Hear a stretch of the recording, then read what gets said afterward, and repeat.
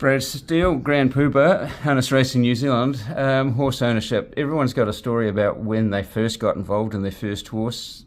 What can you tell me about your experiences? Yes, great to be with the Unhinged one again.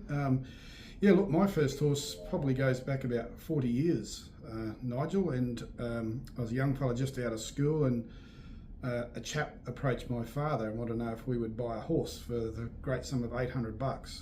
And so we bought into it. It was by a stallion that may not be well known over here in New Zealand, by Batman. So the first experience we had was actually coming up with a great name, so we called it Gotham City.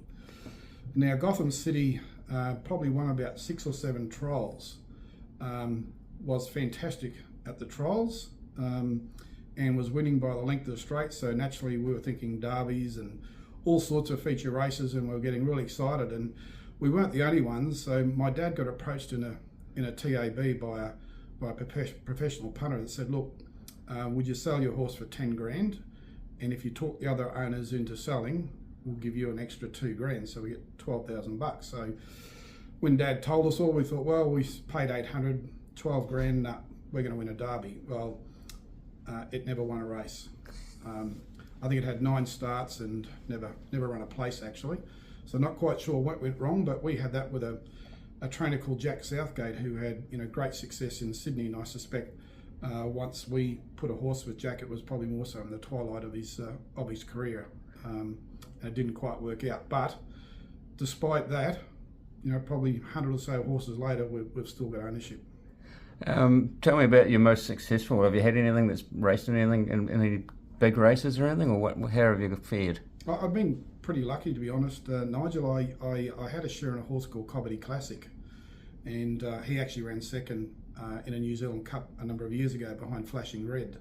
And I remember I actually couldn't make it over here. I was working in North Queensland, and I was actually in a board meeting. I thought, bloody hell, how do I get out of a board meeting to go and listen to my horse race? So of course, I had a bit of a tummy upset, so I excused myself, and I was able to listen to my horse, run second in the New Zealand Cup. Well, for me, it was like winning to have a horse racing in the New Zealand Cup. So that was probably, the best horse that we've had, but we've had lots of good bread and butter horses. We had great success with claiming horses with John McCarthy over the years, and lots of young horse winners, triads back in Queensland.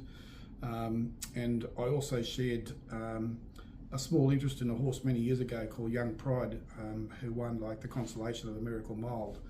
That was many years ago. So I would have to say I've had lots of great success, Nigel, but one really good horse. What's the one factor that are you a guy that likes to get in a syndicate with guys, or are you one-off by yourself sort of man? Or no, I'm a syndicate person. I think more fun, more people. Yes, there's less cost, but I think for me there wouldn't be anything worse than, well, not worse, but I would rather enjoy winning a race with a number of owners than being there by myself. So that's what I probably enjoy more so, is racing it in syndicates and sharing the fun with a lot of other people rather than just myself.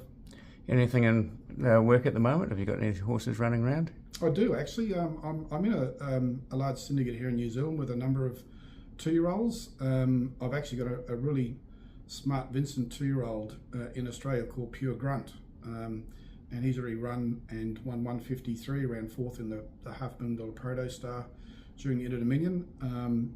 And I've got a few other young horses with Pete and Chantel McMullen that are working their way through, but that's probably it at this stage. But I'm keen to get into some more horses over here in New Zealand. Have we got a deal for you? I thought you might, yeah, particularly if it's a syndicate. Yeah. If you could help me there. I certainly can. Thank you very much, Brad. You're welcome.